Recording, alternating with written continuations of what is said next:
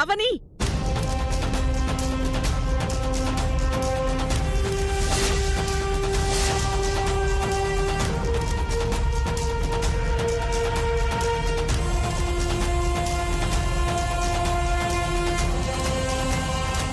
ఏమైందత్తయ్య?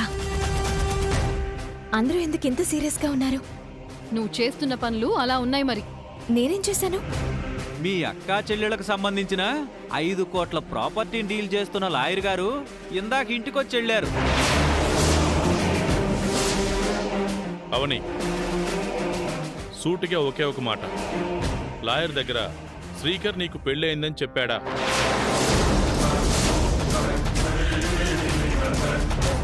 Lawyer గారు ఆ రోజు ఏం జరిగిందో ప్రతిదీ నా దగ్గర చెప్పారు. నువ్వు మా దగ్గర అబద్ధం చెప్పే ప్రయత్నం మాత్రం చెయ్యకు. నీకు పెళ్ళైందని శ్రీకర్ చెప్పాడా లేదా? ఈ ప్రశ్నకు మాత్రం సమాధానం చెప్పు. మాటలు మార్చకు, మా ముందు గారడీలు చేయకు. బావేం చెప్పాడు? శ్రీకర్ గారు ఏం చెప్పారన్నది నీకు అనవసరం. నిన్నడిగిన ప్రశ్నకు నువ్వే సమాధానం చెప్పాలి. నాకు పెళ్ళైందన్న విషయం బయటపడకుండా ఉండడానికి ఎన్నో ప్రయత్నాలు చేసిన నిహారిక ఇప్పుడు వీళ్లకు వంత పాడుతుందెందుకు? ఈ క్షణం నువ్వు నీ మనసులో నా గురించి ఏమనుకుంటున్నావో నాకు అర్థమైందవని. అవని మౌనంగా ఉందంటే మన అనుమానం నిజమేనని అర్థమవుతుంది. శ్రీకర్ని అడుగుతుంటే తనకేది గుర్తుకు రాలేదు అంటున్నాడు. అవని, ఇది నీకు నాకు పెద్ద పరీక్ష. నేనేదో పెద్ద తప్పు చేసినట్టు నా విషయంలో అందరూ అనుకుంటున్నారు. అలాగే నీ విషయంలో కూడా నీకు పెళ్ళై ఉంటుందని అనుమానిస్తున్నారు. సో మనిద్దరం సమాధానం చెప్పాలి. మన తప్పు లేదని నిరూపించుకోవాలి. అలా మనపై పడిన నిందను మనం తుడుచుకోవాలంటే మనం చెయ్యాల్సిందొక్కటే.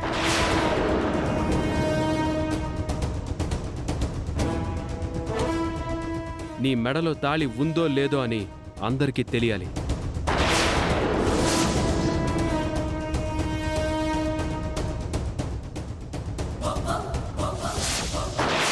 గతం మర్చిపోయిన నా మీద గాని, బంగారు భవిష్యత్తున్న నీ మీద గాని ఎలాంటి మచ్చ ఉండకూడదు. అలా జరగాలంటే నీ మెడలో తాళుందో లేదో తెలియాలి.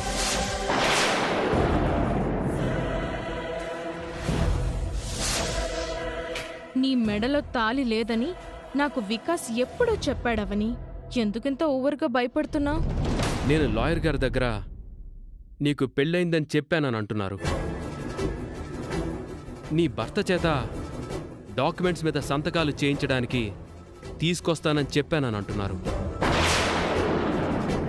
అవన్నీ నిజాలో అబద్ధాలో తెలియాలి.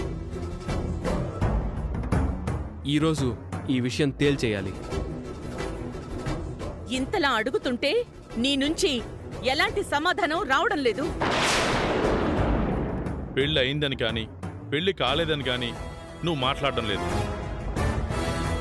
నా మెడలో తాళి లేదు, కావాలంటే చూసుకోండి అని కూడా అనడం లేదు. నీ ప్రవర్తనకి నీ మీద మాకు మరింత అనుమానం కలుగుతుంది.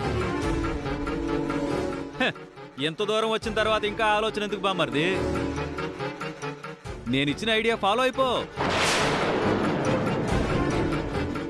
అవును శ్రీకర్, అనవసరమైన ఆర్గ్యుమెంట్స్ వల్ల సమయం వృధా అవుతుంది.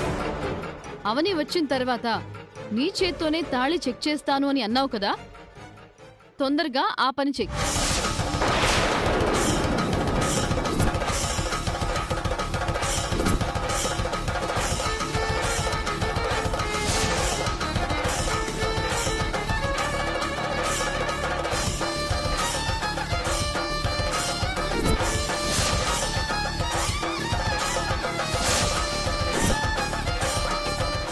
నువ్వు కట్టిన తాళిని నువ్వు బయట పెట్టడానికి ఎన్నో సందర్భాలు వచ్చినా అమ్మ ప్రాణం గురించి ఆలోచించి బయట పెట్టలేకపోయావు. ఇప్పుడు గతం మర్చిపోయినావు కాబట్టి తాళిని బయట పెట్టబోతున్నావు.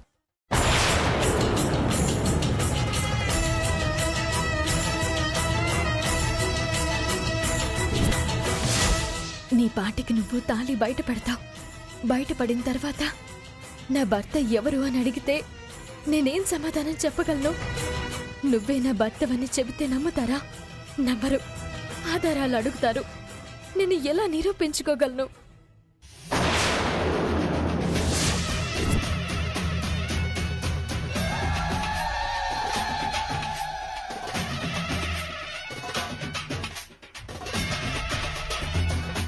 తప్పదవని, ఈ క్షణం నేను తేల్చుకోవాల్సిన విషయం ఇది. ఇంక నా చేతుల్లో ఏం లేదు బావా, దేవుడి మీద భారం వేయడం తప్ప.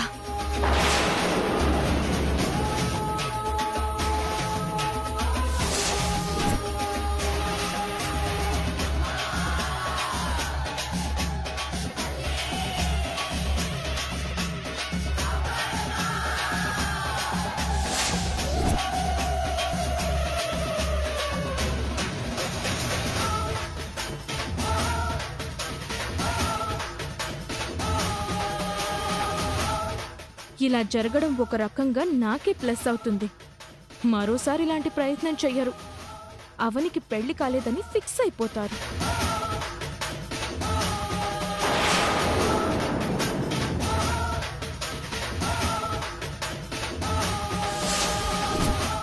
అమ్మా అన్నపూర్ణదేవి, నువ్వే కాపాడమ్మా.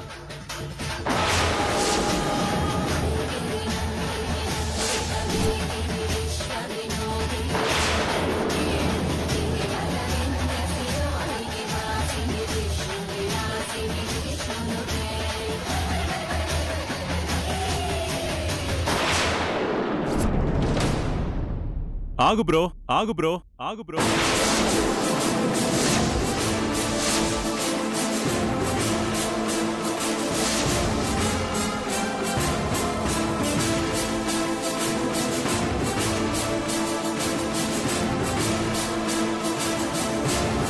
ఆపకు బాబు. ఇంటి పరువుకి సంబంధించిన విషయంలో మా అనుమానాలకు సమాధానం దొరికే పరీక్ష జరుగుతోంది. నువ్వు కాసేపు ఏమీ మాట్లాడుకు. అవును బాబు, ఈ విషయం ఇప్పుడు తేలకపోతే రేపు మీ ఇద్దరికి జరగబోయే పెళ్లికి సమస్యలు వస్తాయి. అసలు ఇక్కడ ఏం జరుగుతుందంటే, నాకంతా తెలుసు, నేనంతా విన్నాను. కథ మళ్ళీ మీరు నాకు మొదటి నుంచి చెప్పాల్సిన అవసరం లేదు.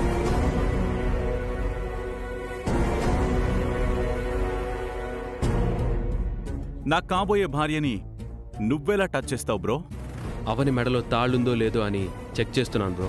మహాసాధ్వి సీతకి అగ్ని పరీక్షలాగా నాకు కాబోయే భార్యకి తాళి పరీక్ష పెడుతున్నావా? తాళి ఉందో లేదో తెలియకపోతే చాలా తేడాలొచ్చేస్తాయి. అవని గురించి నీకు పూర్తిగా తెలీదు. నా అవని గురించి ఎవరు తప్పుగా మాట్లాడినా మీకు కావలసిన సమాధానం నేను చెప్తాను.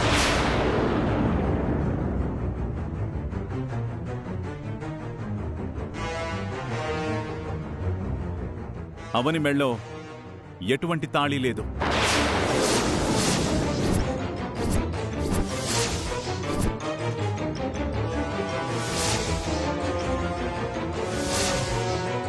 ఇది మీరందరూ నమ్మొచ్చు. ఆ విషయం నీకెలా తెలుసు?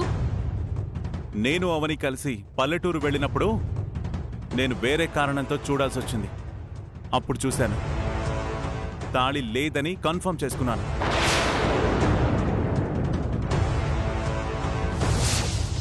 అమ్మయ్యా, విక్కీ రావడంతో అందరి అనుమానం క్లియర్ అయింది. నువ్వు అనుకున్నట్టే మేము అనుకోవాలంటే ఒకసారి చూసేయడం మంచిది కదా.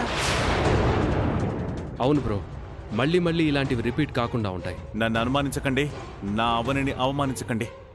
ఇది పద్ధతి కాదు.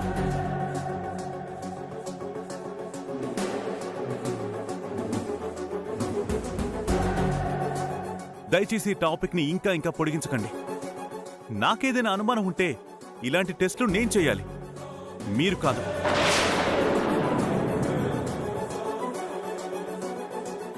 పెళ్లికి ముందు ఒక ఆడపిల్లని ఇలా అవమానించడం తప్పు, చాలా పెద్ద తప్పు.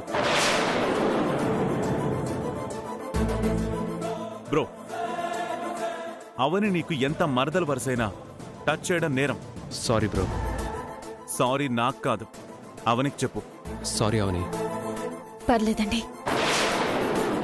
నువ్వు చెప్పింది నిజమే కావచ్చు బాబు, మరి అవని లాయర్ దగ్గర ఎందుకు మౌనంగా ఉంది? నాకు పెళ్లి కాలేదని చెప్పొచ్చు కదా?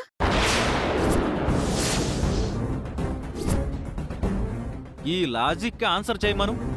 అప్పుడు అవని మెడలో తాళి లేదని మేము నమ్ముతాం. ఈ గందరగోళానికి ఏదో ఒక రకంగా ఫుల్ స్టాప్ పెట్టాలి. వేదవతి గారు అడుగుతుంది కూడా నిజమే కదా? అప్పుడు అలా ఎందుకు సైలెంట్గా ఉన్నావు? ఈ ఒక్కదానికి ఆన్సర్ చేయి, మిగిలిందంతా నేను చూసుకుంటాను.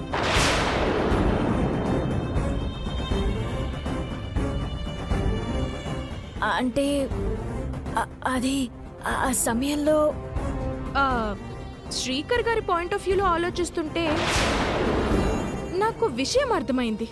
ఏంటది? శ్రీకర్ గారు ఇప్పుడు గతం మర్చిపోయి ఉండొచ్చు గాని అవనిని లాయర్ దగ్గరికి తీసుకుని వెళ్ళినప్పుడు బాగానే ఉన్నారు. అప్పటికి శ్రీకర్ గారికి అవని వికాస్ల పెళ్లి జరగబోతుందన్న విషయం తెలుసు. అందుకే ఆ ఫీలింగ్ తో చెప్పుంటారు.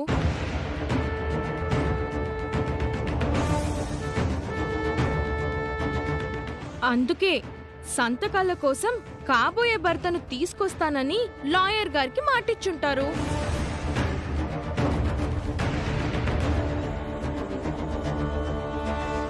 అంతే కదా శ్రీకర్ గారు? నువ్వు చెప్పిన దాని గురించి ఆలోచిస్తుంటే అంతే అయి ఉంటుంది.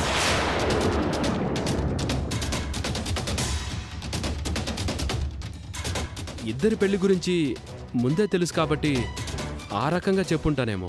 మీ అందరికీ కావాల్సిన సమాధానం దొరికింది కదా అత్తయ్య? ఇంకా ఈ టాపిక్ క్లోజ్. నువ్వు చాలా ఇంటెలిజెంట్ నిహారిక. ప్రాబ్లంకి మంచి సొల్యూషన్ చెప్పావు. నువ్వు మరీ ఇంత మాయకంగా ఉంటే ఎలావని? నీకు సంబంధం లేని నిందలు పడుతున్నప్పుడు నువ్వు మాట్లాడాలి కదా. మౌనంగా ఉంటే తప్పు ఒప్పుకున్నట్టు అవుతుంది కదా. ఇలాంటివి నేను ఎన్నో సందర్భాల్లో ఎదుర్కొన్నాను. నాకివి కొత్త ఏం కాదులేండి. అపార్థాలు తొలగించుకోవాలనే ఆవేశంలో బాధలో నీ గురించి తప్పుగా మాట్లాడామమ్మా. ఏమనుకోవద్దమ్మా. సరే, జరిగిందంతా మంచికే జరిగింది. మీరిద్దరూ ఓ పని చేయండి. రేపు లాయర్ దగ్గరికి వెళ్ళి సంతకాలు చేసిరండి.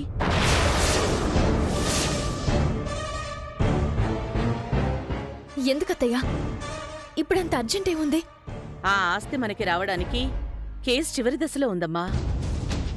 అందుకే మీరు వెళ్ళి సంతకాలు చేసిరండి. అది కాదత్తయ్యా. అంతా క్లియర్ అయింది కదమ్మా. ఇంకేంటి నీ ప్రాబ్లం? అవని, ఇంకేం మాట్లాడుకు. రేపు మీరిద్దరూ లాయర్ దగ్గరికి వెళ్ళాలి. అలాగే వేదవతి గారు. ఇంకొక విషయం, ఇంకెప్పుడు నా అవనిని ఎవ్వరూ ఏమీ అనకండి.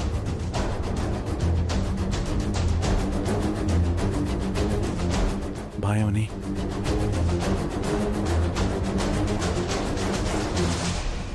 లోపలికి వెళ్ళమ్మా.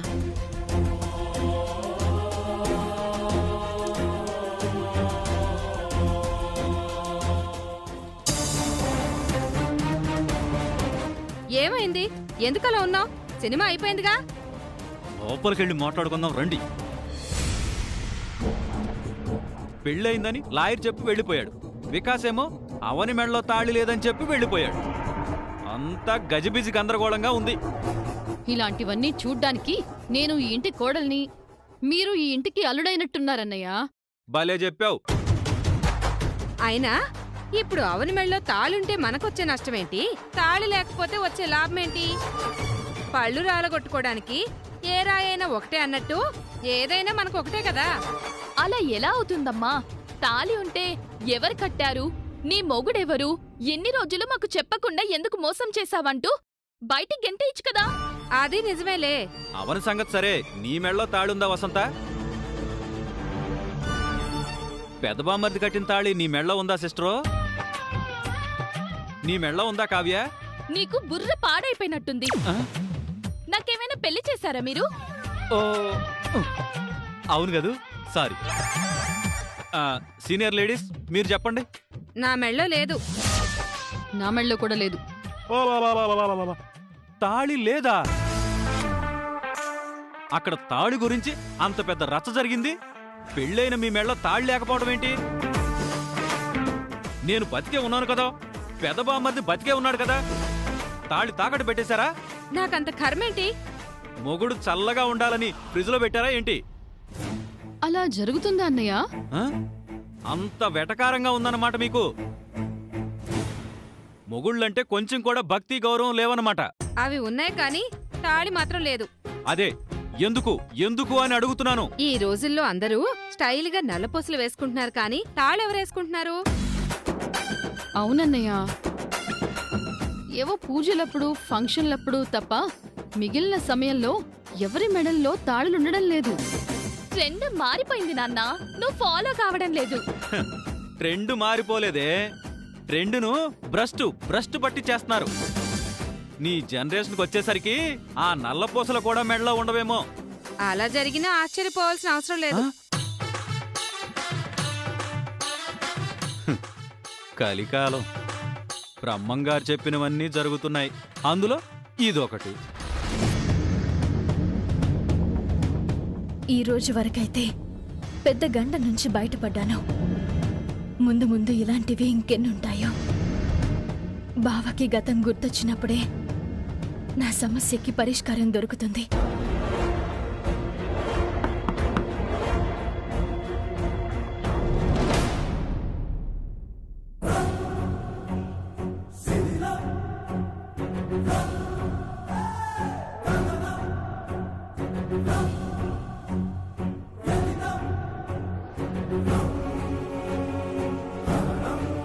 బాగా తీవ్రంగా ఆలోచించుకుంటున్నట్టున్నా.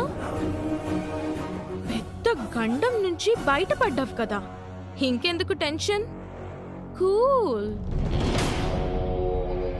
శ్రీకర్ గారు కట్టిన తాళి మెడలో ఉందని ఎంతో ఆనందపడిపోతూ కాలం నెట్టుకుంటూ వస్తున్నావు.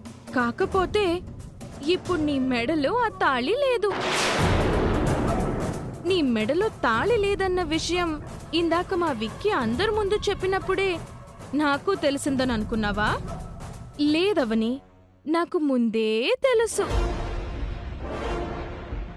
అదే మీరు పల్లెటూరు నుంచి తిరిగొచ్చిన వెంటనే మా విక్కీ మాతో చెప్పాడు. ఇందాక అందరి ముందు నాకు కూడా ఏమీ తెలియనట్టు నటించాను అంతే. శ్రీకర్ గారికి గతం గుర్తులేకపోవడం వలన నీకు వికాస్కి లైన్ క్లియర్ అయిపోయింది. ఇప్పుడు నాకు పిచ్చ హ్యాపీగా ఉంది.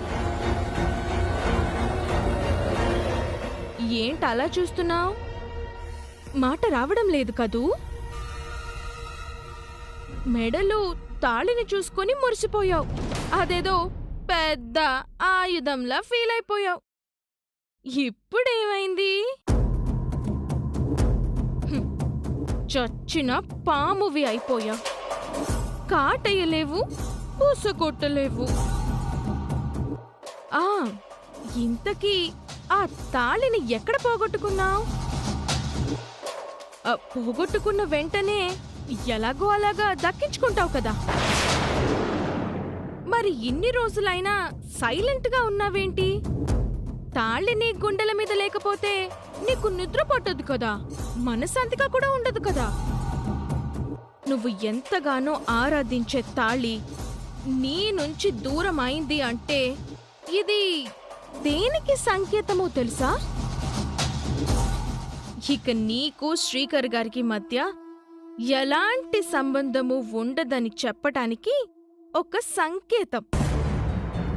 శ్రీకర్ గారి మీద ఆశలు వదులుకో. నీ దారి నువ్వు చూసుకో. ఉపన్యాసం అయిపోయిందా? ఇంకా ఏమైనా ఉందా? నీకు తొందర ఎక్కువ, విషయ పరిజ్ఞానం తక్కువ. మనిషివి పెరిగావు కానీ మెదడు మాత్రం ఇంకా మోకాల్లోనే ఉండిపోయినట్టుంది. ఈ సమయంలో కూడా నువ్వింత గుండె నిబ్బరంగా ఎలా మాట్లాడగలుగుతున్నావు? ఇంత ధైర్యంగా ఎలా ఉండగలుగుతున్నావు?